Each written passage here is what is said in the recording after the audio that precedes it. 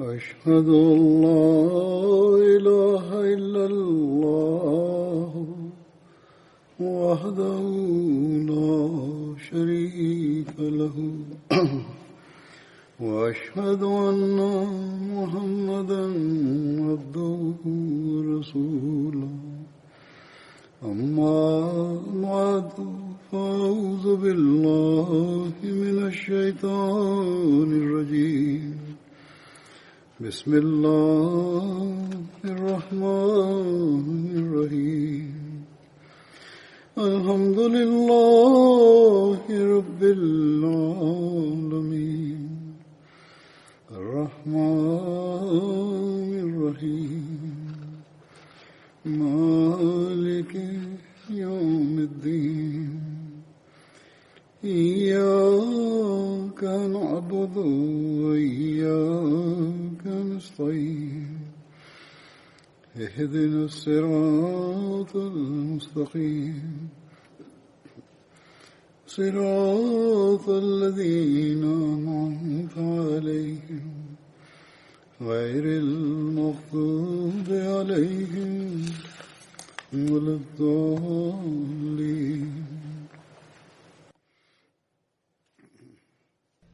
في الخطبة الماضية كنت أتحدث عن الصحابي عبد الرحمن بن عوف رضي الله عنه، وكانت بعض صوانحه قد بقيت وسوف أذكرها اليوم إن شاء الله.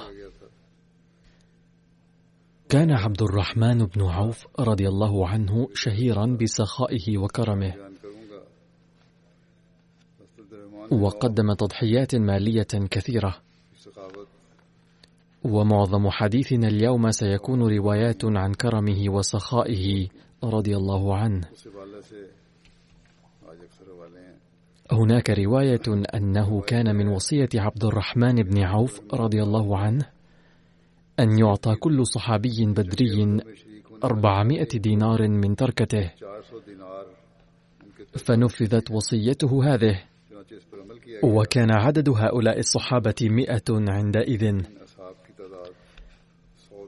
عندما أمر رسول الله صلى الله عليه وسلم الصحابة بالتجهيز لغزوة تبوك، أمر أثرياءهم بالإنفاق في سبيل الله وتقديم المطايا للجيش، فجاء أبو بكر رضي الله عنه قبل الآخرين بكل ما عنده، وكان 4000 درهم، فسأله رسول الله صلى الله عليه وسلم: هل تركت لأهلك شيئا؟ قال: تركت لهم الله ورسوله. ثم أتى عمر رضي الله عنه بنصف ما عنده في البيت، فسأله رسول الله صلى الله عليه وسلم: هل تركت لأهلك شيئا؟ قال: تركت لهم النصف. أما عبد الرحمن بن عوف فتصدق ب200 أوقية، وفي الأوقية الواحدة 40 درهما، أي أنه تصدق بحوالي 8000 درهم. وقال رسول الله صلى الله عليه وسلم: إن عثمان بن عفان وعبد الرحمن بن عوف كنزان من كنوز الله على الأرض، ينفقان ابتغاء مرضات الله تعالى.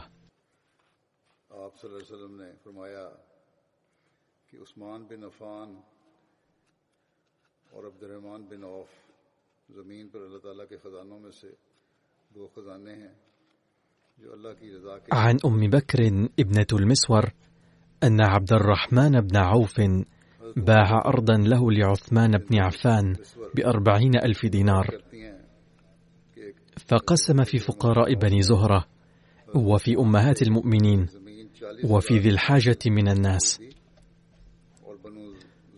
قال المسور بن مخرمة: فدخلت على عائشة رضي الله عنها بنصيبها من ذلك، فقالت: من أرسل بهذا؟ قلت: عبد الرحمن. فقالت: إن رسول الله صلى الله عليه وسلم قال: لا يحنو عليكن بعدي إلا الصابرون. ثم دعت وقالت: سقى الله عز وجل ابن عوف من سلسبيل الجنة. وفي رواية: أن النبي صلى الله عليه وسلم قال: إن الذي يحافظ على أزواجي بعدي فهو الصادق البار.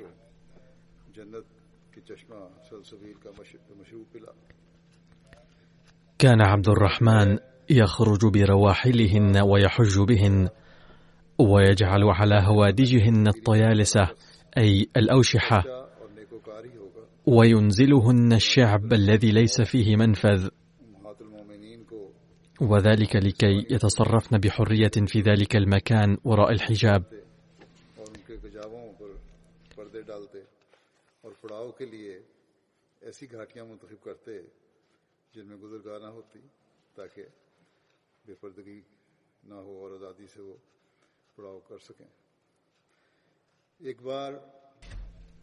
ذات مرة قلت الغلال في المدينة نتيجة القحط، فقدمت عير لعبد الرحمن بن عوف من الشام تحمل من كل شيء من الطحين والقمح والأطعمة، وكانت 700 بعير. فارتجت المدينة من الصوت، فقالت عائشة: ما هذه الضجة؟ فقيل لها: إنها عير لعبد الرحمن بن عوف فيها 700 بعير محمولة بالقمح والطحين والطعام. فقالت أم المؤمنين عائشة رضي الله عنها: سمعت رسول الله صلى الله عليه وسلم يقول: قد رأيت عبد الرحمن بن عوف يدخل الجنة حبوا. فبلغ ذلك عبد الرحمن فأتاها وقال: يا أمي، إني أشهدك أنها بأحمالها من أطعمة وغلال وغيرها مع أقتابها وأحلاسها في سبيل الله لكي أدخل الجنة قائما.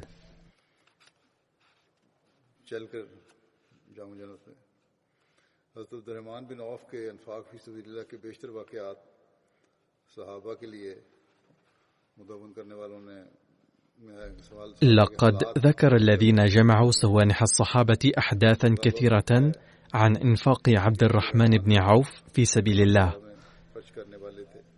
ورد في أسد الغابة أن عبد الرحمن بن عوف كان كثير الإنفاق في سبيل الله، وقد أعتق 30 مملوكا في يوم واحد. وذات مرة احتاج عمر رضي الله عنه إلى المال، فاستقرض من عبد الرحمن بن عوف، فقال لأمير المؤمنين: لماذا تطلب مني المال مع أنك تستطيع أن تستقرض من بيت المال أو من عثمان أو غيره من الأثرياء؟ فقال عمر: لعلي أنسى دفع المال إلى بيت المال، أو إذا اقترضته من أحد آخر فربما لا يطالبني به احتراما لي أو لسبب آخر، وأنا أنسى أن أدفعه له. أما أنت فلا بد أن تسألني مالك وتسترده مني. هذا يعني أنهما كانا متباسطين فيما بينهما، وإذا احتاج كان يمكن أن يستقرض من الآخر، وكان يستقرض منه بالفعل.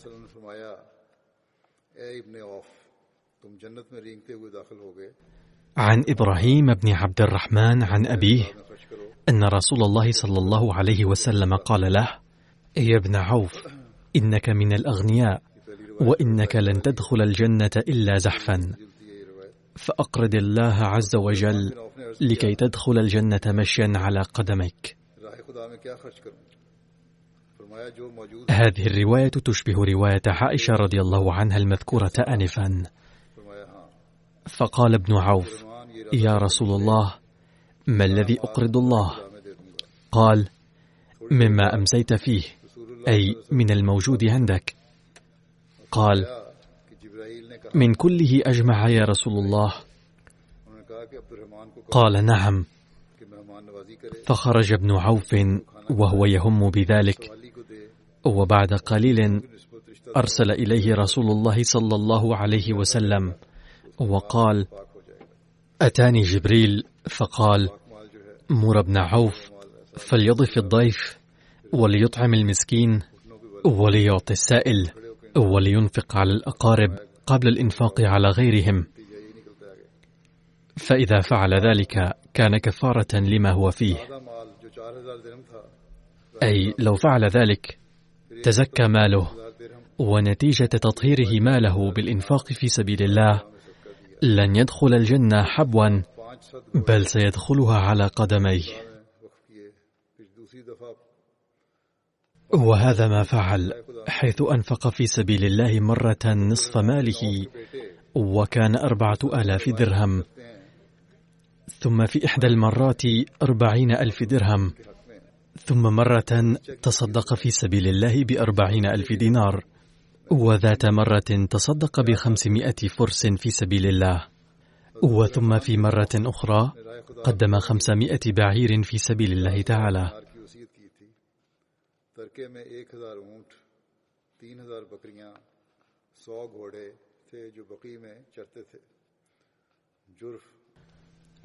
عن أبي سلمى بن عبد الرحمن بن عوف رضي الله عنه أن أبانا أوصى لأمهات المؤمنين ببستان، وكان ثمنه 400,000 درهم.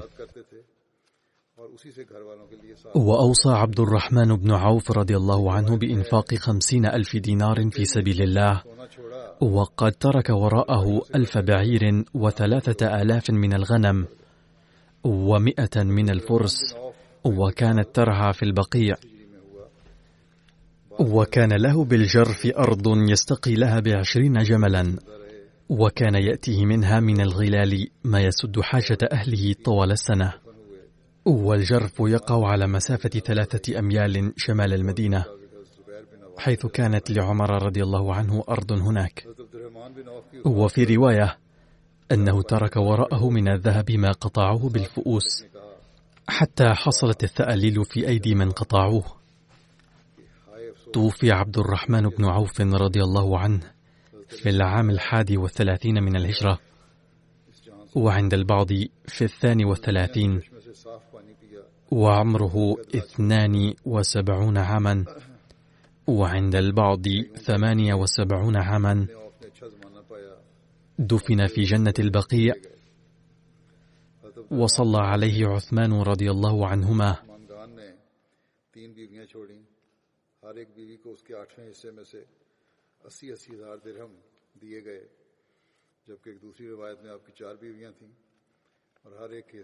وفي رواية صلى عليه الزبير بن العوام رضي الله عنهما.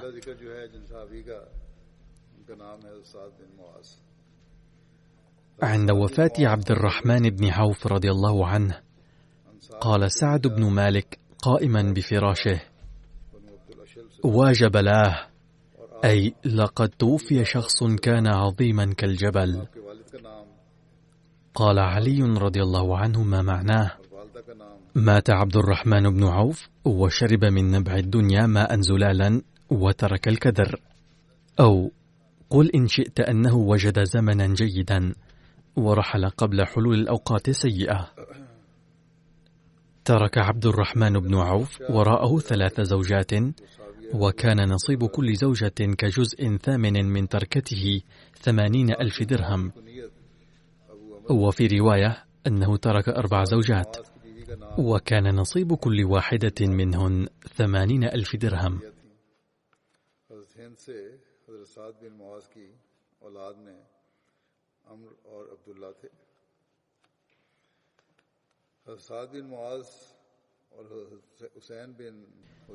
الصحابي الثاني الذي سأذكره اليوم هو سعد بن معاذ رضي الله عنه، الذي كان من بني عبد الأشهل من قبيلة أوس، وهي إحدى قبائل الأنصار، وكان زعيم القبيلة. أبوه معاذ بن النعمان، وأمه كبشة بنت رافع، وكانت صحابية رسول الله صلى الله عليه وسلم.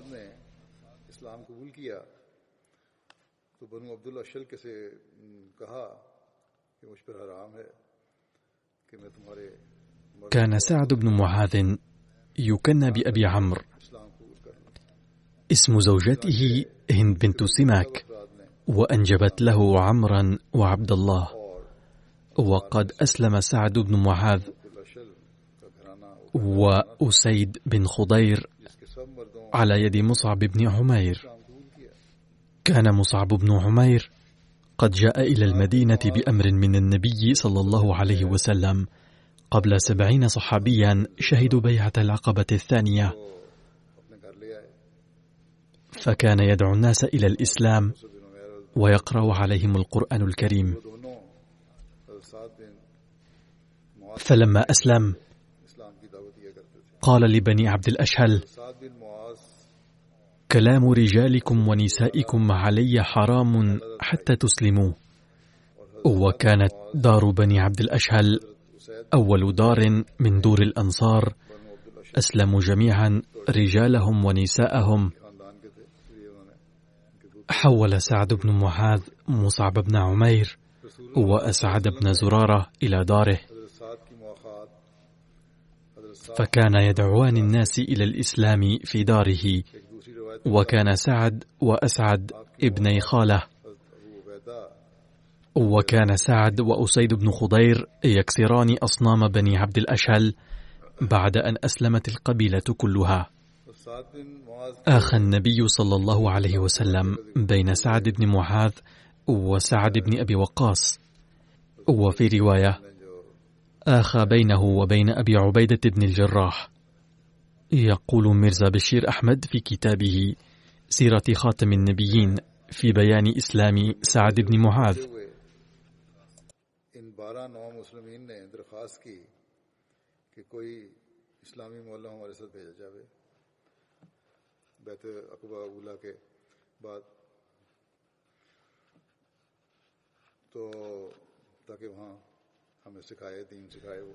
عند سفرهم من مكة بعد بيعة العقبة الأولى، التمس هؤلاء المسلمون الجدد 12 من النبي صلى الله عليه وسلم أن يرسل معهم معلما مسلما ليعلمهم الدين ويبلغ إخوتهم المشركين دعوة الإسلام. فأرسل النبي صلى الله عليه وسلم معهم مصعب بن عمير الذي كان شابا مخلصا من قبيلة عبد الدار.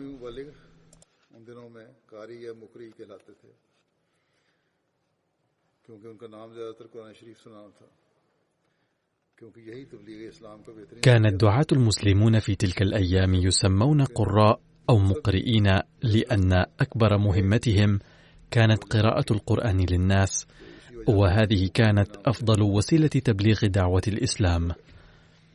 فلما وصل مصعب بن عمير يثرب بصفته داعية الإسلام، عرف فيها بلقب مقرئ.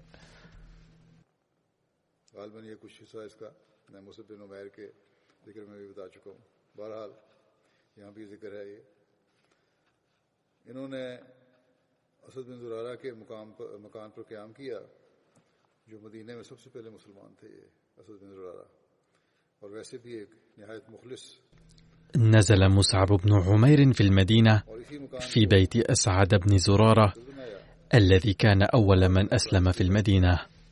يقول حضرة الخليفة: لعلني ذكرت جزءا من هذا الحادث من قبل في بيان سوانح مصعب بن عمير.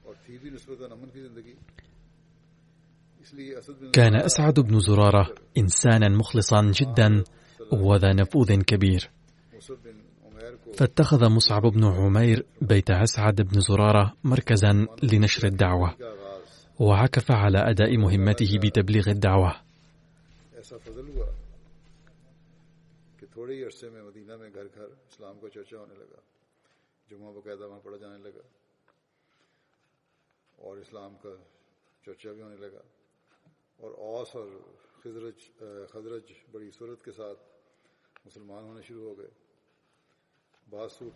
ولما كان المسلمون يتمتعون بحياة اجتماعية آمنة نسبيا في المدينة، لذا أمر النبي صلى الله عليه وسلم بناء على اقتراح أسعد بن زرارة مصعب بن عمير لإقامة صلاة الجمعة، وبذلك بدأت حياة المسلمين الاجتماعية.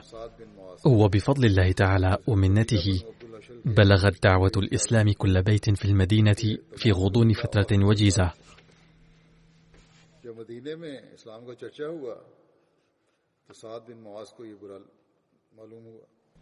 بدأت صلاة الجمعة تبليغ دعوة الإسلام بانتظام، وبدأ الناس من الأوس والخزرج يدخلون الإسلام بسرعة هائلة، وفي بعض الحالات كانت القبيلة كلها تسلم في يوم واحد.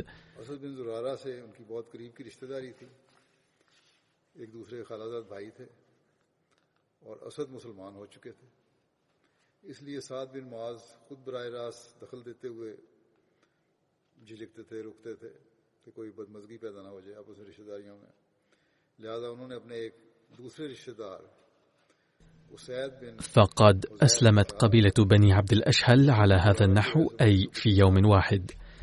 هذه القبيلة كانت من أبرز قبائل الأنصار الأوس، وكان زعيمها سعد بن معاذ، ولم يكن زعيما أعلى لبني عبد الأشهل فقط، بل كان زعيم قبيلة الأوس أيضا.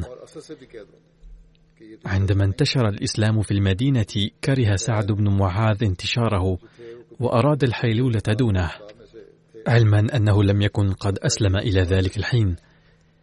كانت له علاقة قرابة قريبة جدا مع أسعد بن زرارة، بحيث كان ابن خالته، وكان أسعد قد أسلم من قبل، لذا ما كان لسعد بن معاذ أن يتدخل مباشرة في منع انتشار الإسلام، بل كان يتردد في ذلك لئلا تفسد العلاقة بينهما. فقال سعد لأحد أقاربه اسمه أسيد بن خضير: تمنعني قرابتي مع أسعد بن زرارة بهذا الشأن، فاذهب أنت وامنع مصعب بن عمير من نشر الإلحاد في قبيلتنا. أي أراد أن يمنع من أرسله النبي صلى الله عليه وسلم داعية من مكة من نشر الإسلام في المدينة. فقال له أن يقول لسعد أيضا أن هذا العمل ليس مناسبا.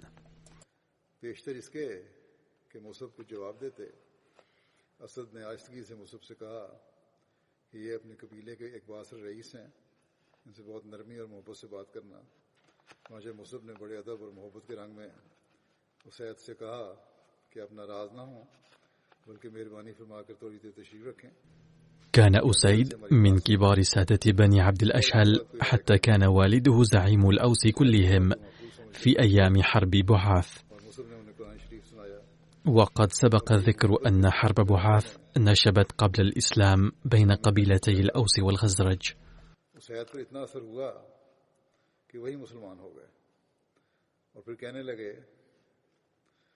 کہ میرے پیچھے ایک ایسا شخص ہے کہ جو اگر ایمان لے آیا تو ہمارا سارا قبیلہ مسلمان ہو جائے گا جس نے مجھے بھیجا ہے. باختصار، كان لأسيد بن خضير نفوذ كبير وطيب بعد سعد بن معاذ على قبيلته، فذهب إلى مصعب بن عمير بناء على طلب سعد، وقال لمصعب في لهجة ملؤها الغضب: لماذا تصرف رجالنا عن دينهم؟ عليك أن تمتنع من ذلك، وإلا سترى عواقب وخيمة. قبل أن يرد عليه مصعب، قال أسعد لمصعب بصوت خافت: هذا سيد قبيلته، فحدثه بلطف وحب. فكلم مصعب أسيدا بأدب وحب وقال: لا تغضب من فضلك، بل أرجوك أن تجلس قليلا وتسمعنا بهدوء قبل أن تتبنى رأيا. فلما سمع أسيد هذا الكلام السديد والمعقول جلس هادئا. فقرأ عليه مصعب بن عمير القرآن الكريم، وأطلعه على تعليم الإسلام ببالغ الحب، فتأثر أسيد من ذلك كثيرا حتى أسلم فورا.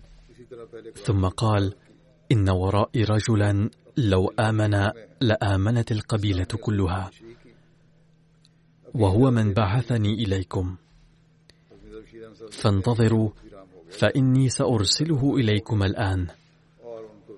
ثم انطلق من عندهما وأرسل إليهما سعد بن معاذ بحيلة. فلما وصل إليهما سعد بن معاذ قال لأسعد بن زرارة بغضب: إنك تستغل قرابتي معك، وهذا لا يجوز، وأنا أمنع نفسي عنك بسبب القرابة، فلا تستغل وضعي هذا، وهذا لا يليق. فهدأه مصعب بلطف ومحبة. كان مصعب مبلغا جيدا وتكلم معه بالمحبة، وقال له: أرجو أن تجلس معنا قليلا وتسمع كلامنا، وإذا وجدت فيه شيئا يعترض عليه فيمكنك أن ترده دون أدنى تردد. فقال سعد: نعم، هذا الطلب معقول. ثم ركز حربته وجلس إليهما، حيث كان يحمل معه حربته، وهكذا كانوا يمشون حاملين سلاحهم. فقرأ عليه مصعب القرآن أولا، ثم شرح له تعليم الإسلام بأسلوبه الخلاب، ولم يمر وقت طويل حتى اقتنع هو الآخر، أي لان قلبه، وأثرت فيه أيضا تعليم الإسلام. فاغتسل سعد بطريق مسنون وشهد شهادة الحق. بعد ذلك عاد سعد بن معاذ وأسيد بن حضير معا إلى قبيلتهما، فسألهم سعد بأسلوب عربي معهود: يا بني عبد الأشهل، كيف تعلمون أمري فيكم؟ قالوا: سيدنا وابن سيدنا، ونثق بقولك كل الثقة. فقال: فلا علاقة لي معكم حتى تؤمنوا بالله ورسوله، أي بدأ التبليغ فور إسلامه.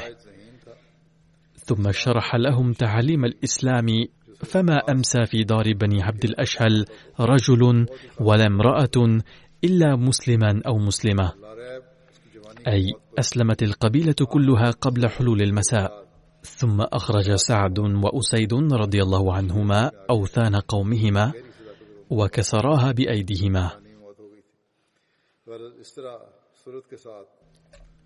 سعد بن معاذ وأسيد بن حضير اللذان أسلما ذلك اليوم يحدان من أجلة الصحابة.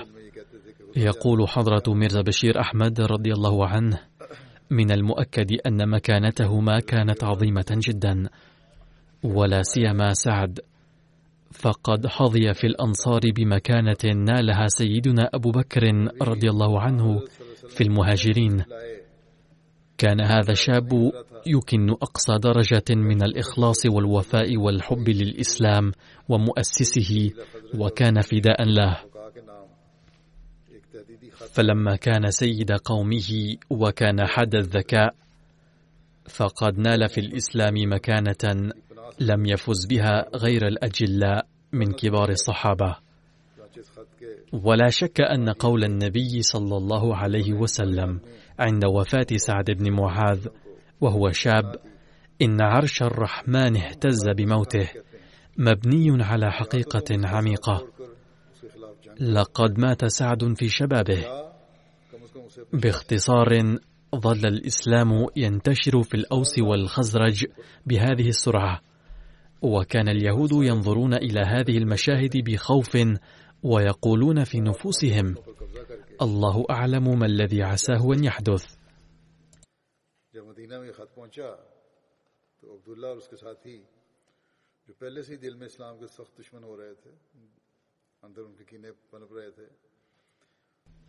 كتب ميرزا بشير أحمد في مكان آخر من كتابه سيرة خاتم النبيين: لم تمر على قدوم النبي صلى الله عليه وسلم إلى المدينة فترة طويلة حتى تلقى رئيس قبيلة الخزرج عبد الله بن أبي بن سلول ورفقاؤه من المشركين رسالة تهديد من قريش، الذين طلبوا منهم فيها أن يتخلوا عن محمد صلى الله عليه وسلم، وإلا فلا خير لهم. وكانت كلمات تلك الرسالة كالتالي: إنكم آويتم صاحبنا محمد صلى الله عليه وسلم، وإنا نقسم بالله لتقاتلنه أو لتخرجنه أو لنسيرن إليكم أجمعنا حتى نقتل رجالكم ونستبيح نساءكم. عند وصول هذه الرسالة إلى المدينة، بدا عبد الله وأنصاره الذين يعادون الإسلام مسبقا ويكنون للنبي صلى الله عليه وسلم والإسلام حقدا وضغينة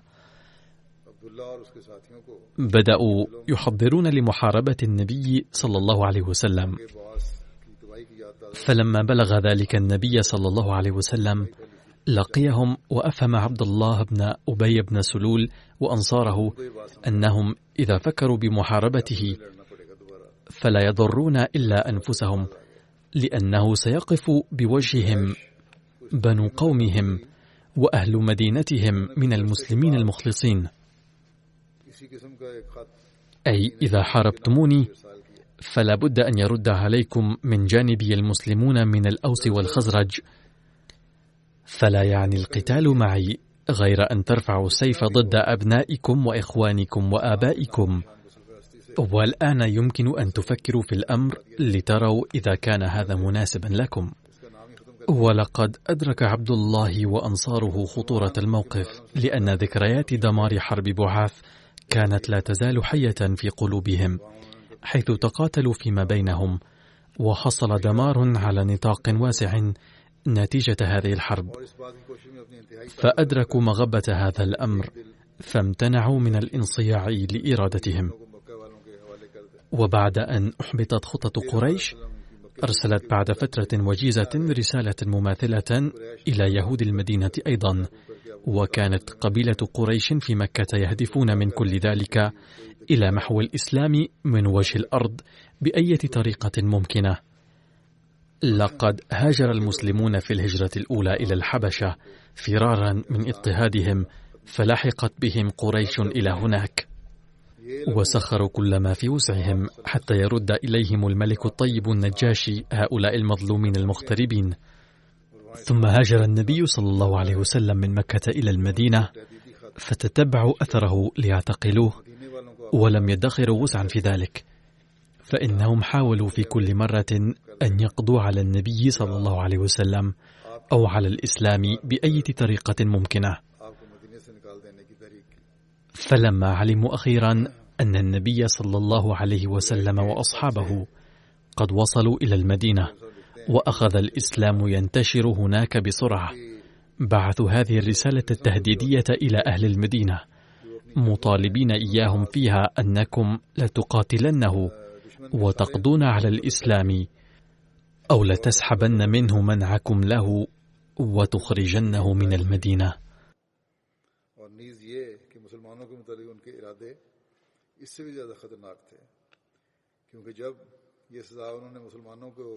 يقول ميرزا بشير أحمد إن رسالة قريش هذه تلقي ضوءا على دأبهم في الحروب، حيث كانوا يقتلون في حروبهم رجال أعدائهم ويتسلطون على نسائهم ويستبيحونها لهم، وكانت نواياهم تجاه المسلمين أسوأ وأخطر من ذلك، لأنه إذا كانوا سيعاقبون بهذا من قدموا اللجوء للمسلمين أنهم سيقتلون رجالهم ويستبيحون نساءهم لأنفسهم، فمن المؤكد أنهم كانوا يخططون للمسلمين أكثر وأشد من ذلك.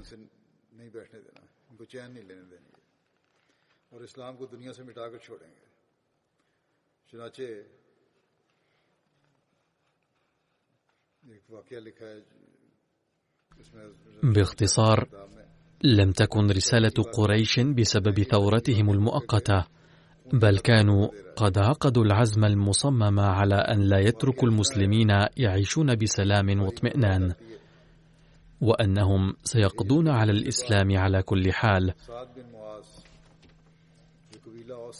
لقد سجل حضرة ميرزا بشير أحمد رضي الله عنه حدثا في كتابه من التاريخ، وهو يكشف عن عزائم أهل مكة على القتل وسفك الدم، وتفصيل ذلك قد ورد في البخاري أن سعد بن معاذ سيد الأوس الذي كان قد أسلم انطلق معتمرا إلى مكة بعد مدة من الهجرة، فنزل على أمية بن خلف أبي صفوان الذي كان صديقه في الجاهلية، وكان من أسياد مكة، لأنه كان يعرف أن أهل مكة سوف يتعرضون له حتما إذا خرج للعمرة والطواف وحده.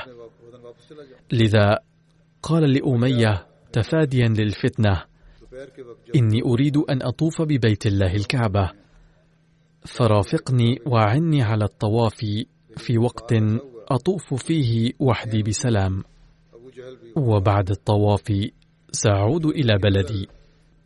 فجاء به أمية إلى الكعبة ظهرا حيث يكون الناس في البيوت عادة، لكن من المصادفة جاء إلى هناك في الوقت نفسه أبو جهل أيضا، وفور وقوع نظره على سعد استشاط غضبا، إلا أنه كظم الغيظ وسأل أمية: يا أبا صفوان، من هذا الذي معك؟ فقال له أمية: هو سعد بن معاذ سيد الأوس. فخاطب أبو جهل سعدا بمنتهى الغضب: أتظنون بعد أن آويتم هذا المرتد والعياذ بالله محمدا صلى الله عليه وسلم أنكم تستطيعون الطواف بالكعبة آمنين، وأنكم تظنون أنكم تقدرون على منعته ونصره؟ والله لو لم يكن معك أبو صفيان لما عدت إلى أهلك سالما. كان سعد بن معاذ يريد اجتناب الفتنة، إلا أن في عروقه أيضا كان يجري دم الأسياد، كما كان يكن غيرة الإيمان أيضا. لذا قال له بكل جرأة: والله إذا منعتنا من الطواف بالبيت فلن تجدوا أنتم أيضا السلام على طريقكم إلى الشام، فنحن أيضا في الطريق، فسوف نعمل أيضا كثيرا لإزعاجكم. فلما سمع أمية هذا القول ولاحظ غضبه قال له: لا ترفع صوتك على أبي الحكم فإنه سيد أهل الوادي، فكانوا يسمون أبا الجهل أبا الحكم. فقال له سعد وهو الآخر كان في غضب: دعنا عنك، فإني والله لا أنسى ما تنبأ به النبي صلى الله عليه وسلم، وهو أنك ستقتل يوما على أيدي المسلمين، أي سوف يقتل المسلمون أمية يوما. ففزع أمية كثيرا حين سمع ذلك، فجاء إلى زوجته وأطلعها على ما قال له سعد، وقال: إني لن أخرج من مكة ضد المسلمين. فكان واثقا من صدق ما قال النبي صلى الله عليه وسلم أنه يتحقق دوما ما يقوله، لذا سوف يتحقق ما تنبأ به عنه أيضا، إلا أن ما كتبه القدر نافذ لا محالة. إذا اضطر أمية يوم بدر للخروج من مكة فقتله المسلمون فنال مصيره السيء.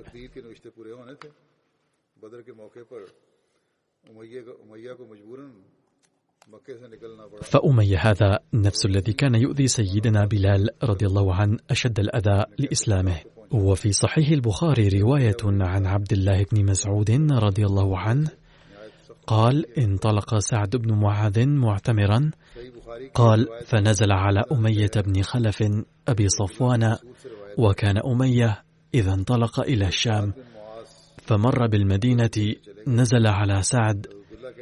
يقول حضرة الخليفة: لذا قرر سيدنا سعد أن يقيم عنده ليتمكن من الطواف بأمن.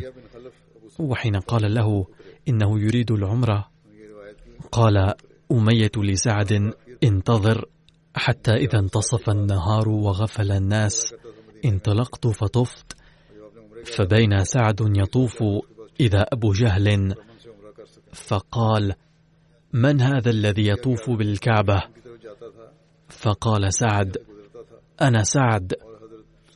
فقال أبو جهل: تطوف بالكعبة آمنا وقد آويتم محمدا وأصحابه؟ فقال: نعم. فتلاحيا بينهما. فقال أمية لسعد: لا ترفع صوتك على أبي الحكم فإنه سيد أهل الوادي.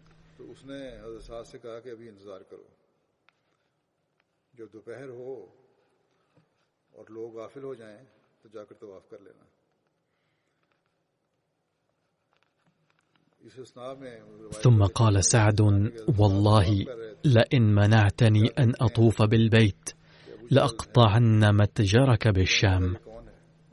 قال: فجعل أمية يقول لسعد: لا ترفع صوتك، وجعل يمسكه، فغضب سعد فقال: دعنا عنك، فإني سمعت محمدا صلى الله عليه وسلم يزعم أنه قاتلك، أي سيكون أبو جهل سببا لقتل أمية.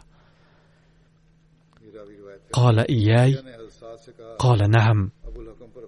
قال: والله ما يكذب محمد إذا حدث. فرجع إلى امرأته فقال: أما تعلمين ما قال لي أخي اليثربي؟ قالت: وما قال؟ قال: زعم أنه سمع محمدا يزعم أنه قاتلي. قالت: فوالله ما يكذب محمد. قال: فلما خرجوا إلى بدر وجاء الصريخ قالت له امرأته: أما ذكرت ما قال لك أخوك اليثربي؟ قال: فأراد أن لا يخرج، فقال له أبو جهل: إنك من أشراف الوادي، فسر يوما أو يومين. فسار معهم فقتله الله. صحيح البخاري كتاب المناقب.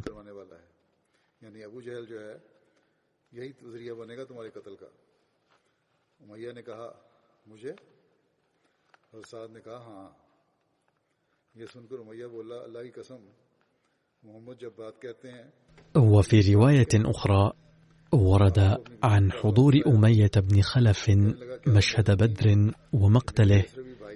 قال سعد: يا أمية، فوالله لقد سمعت رسول الله صلى الله عليه وسلم يقول: إنهم أي الصحابة قاتلوك. قال: بمكة؟ قال: لا أدري. ففزع لذلك أمية فزعا شديدا. فلما رجع أمية إلى أهله قال: يا أم صفوان، ألم تري ما قال لي سعد؟ قالت: وما قال لك؟ قال: زعم أن محمدا أخبرهم أنهم قاتلي، فقلت له بمكة. قال: لا أدري.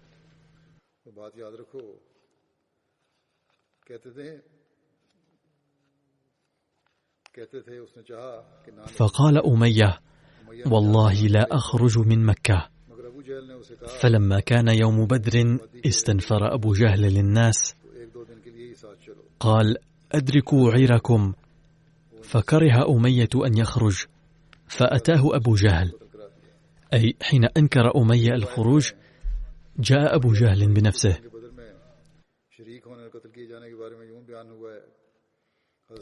فقال: يا أبا صفوان، إنك متى ما يراك الناس قد تخلفت وأنت سيد أهل الوادي تخلفوا معك. فلم يزل به أبو جهل حتى قال: أما إذ غلبتني فوالله لأشترين أجود بعير بمكة. ثم قال أمية: يا أم صفوان، جهزيني. فقالت له: يا أبا صفوان، وقد نسيت ما قال لك أخوك اليثربي؟ قال: لا، ما أريد أن أجوز معهم إلا قريبا. فلما خرج أمية أخذ لا ينزل منزلا إلا عقل بعيره، فلم يزل بذلك حتى قتله الله عز وجل ببدر.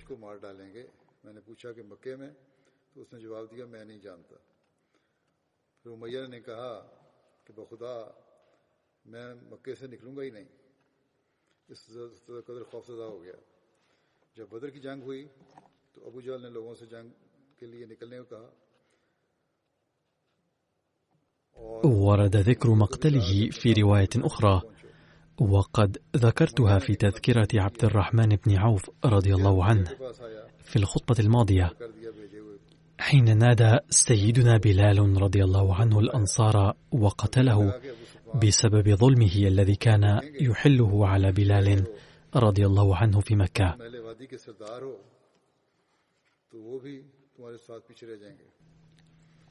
قال سيدنا المصلح الموعود رضي الله عنه عن سعد بن معاذ رضي الله عنه: حين وصل سعد بن معاذ سيد الأوس إلى مكة ليطوف بالكعبة، فرآه أبو جهل فقال له بغضب شديد: أتتوقعون أن بإمكانكم المجيء إلى مكة والطواف بالكعبة آمنين بعد أن قدمتم الحماية لهذا المارق محمد؟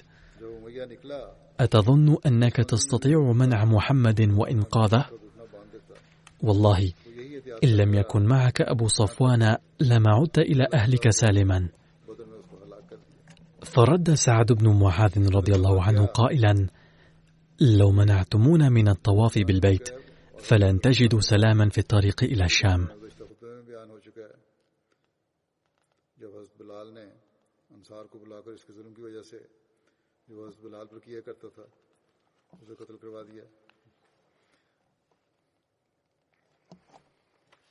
شهد سعد بن معاذ بدرا وأحدا والخندق مع رسول الله صلى الله عليه وسلم، وكانت راية الأوس يوم بدر في يد سعد بن معاذ رضي الله عنه.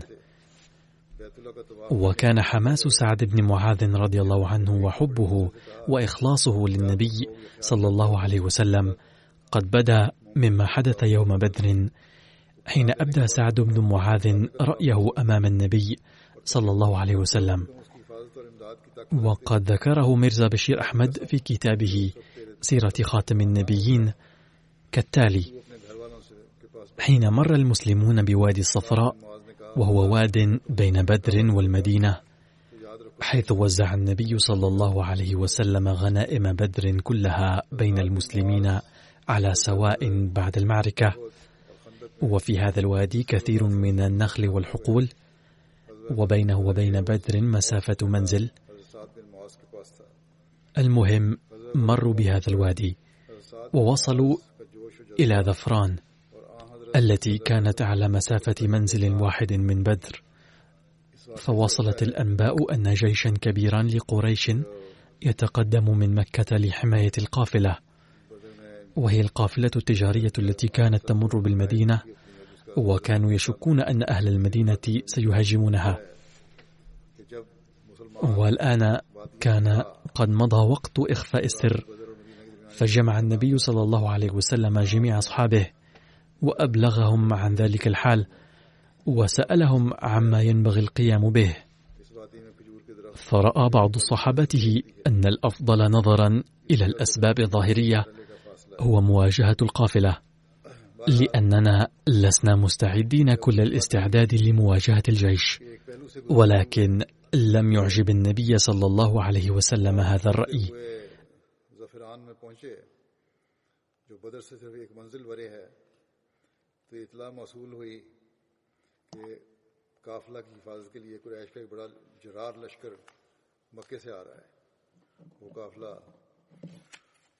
وعلى هذا حين سمع الصحابة الكبار هذا الرأي وقفوا واحدا تلو الآخر وألقوا خطابات أبدوا فيها حماسا شديدا قائلين: إن أموالنا ونفوسنا لله، وإننا حاضرون لكل خدمة في كل ميدان. فقال المقداد بن الأسود الذي يدعى أيضا المقداد بن عمرو: والله لن نقول لك كما قال بنو إسرائيل لموسى عليه السلام: اذهب أنت وربك فقاتلا إنا هاهنا قاعدون، ولكن سر بنا إلى حيث شئت فإنا معك، وإنا مقاتلون عن يمينك ويسارك وأمامك وخلفك. حين سمع النبي صلى الله عليه وسلم هذا الخطاب تهلل وجهه المبارك فرحا، ولكنه صلى الله عليه وسلم كان ينتظر رأي الأنصار، وكان يريد أن يبدي بعض الأنصار مثل هذا الكلام، لأنه كان يرى أن الأنصار ربما يظنون أنهم بحسب بيعة العقبة ملزمون بالدفاع إذا هجمت المدينة فقط. لذا ظل النبي صلى الله عليه وسلم يقول بالرغم من هذه الخطابات المخلصة: أخبروني ماذا ينبغي فعله. حينها أدرك سعد بن معاذ زعيم الأوس مراده، وقال من طرف الأنصار: والله لكأنك تريدنا يا رسول الله، فقد آمنا بك وصدقناك، وشهدنا أن ما جئت به هو الحق، وأعطيناك على ذلك عهودنا ومواثيقنا على السمع والطاعة، فامض يا رسول الله لما أردت فنحن معك. فوالذي بعثك بالحق لو استعرضت بنا هذا البحر فخضته لخضناه معك. ما تخلف منا رجل واحد، وسوف تجدنا صابرين في الحرب إن شاء الله، وسترى منا ما تقر به عينك. حين سمع النبي صلى الله عليه وسلم هذا الخطاب سر وقال: سيروا بسم الله وأبشروا، فإن الله تعالى قد وعدني إحدى الطائفتين، الجيش أو القافلة. والله لكأني الآن أنظر إلى مصارع القوم، وهذا ما حدث. باختصار، فإن ذكر سعد بن معاذ مستمر، وسوف أذكر بقية سوانحه في الخطبة القادمة إن شاء الله.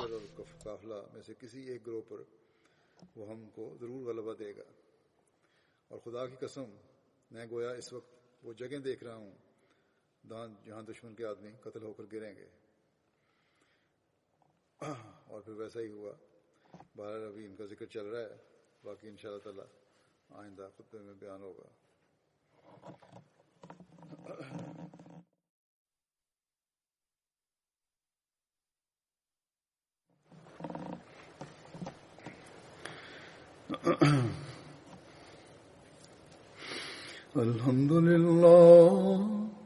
الحمد لله نحمده ونستعينه ونستغفره ونؤمن به ونتوكل عليه ونعوذ بالله من شرور أنفسنا ومن سيئات أعمالنا.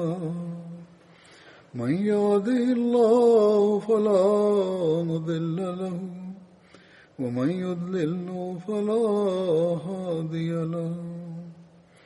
ونشهد أن لا إله إلا الله ونشهد أن محمدا عبده ورسوله. عباد الله رحمكم الله، إن الله يأمر بالعدل والإحسان وإيتاء ذي القربى وينهى عن الفحشاء والمنكر والبغي يعظكم لعلكم تذكرون. اذكروا الله يذكركم وادعوه يستجب لكم ولذكر الله أكبر.